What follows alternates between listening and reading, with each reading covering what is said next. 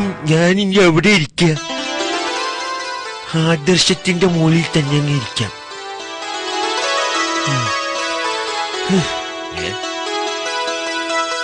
ഇങ്ങനെ ഇരിക്കാൻ പറ്റില്ല. ഇങ്ങനെ ഇരുന്നാൽ ഞങ്ങൾ അണികൾക്കാണ് നാണക്കേട്. അങ്ങനെയാണെങ്കിൽ ഞാനിനിയിപ്പോ എവിടെ ഇരിക്കുക? സ്നേഹിക്കുകൾക്കും മാലമുണ്ട്, ബേഡ്സുകൾക്കാകാശമുണ്ട്, ചീഫ് മിനിസ്റ്റർക്ക് ഒന്നിരിക്കാൻ മണ്ണിലിടമില്ല.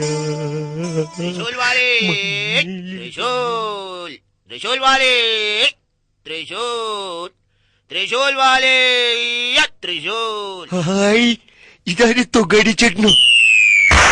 എന്റെ ചോദ്യം പൊട്ടിപ്പോയി. എന്താ ചോദ്യം? ഞാൻ എവിടെയാ ഇരിക്കുക എന്ന്.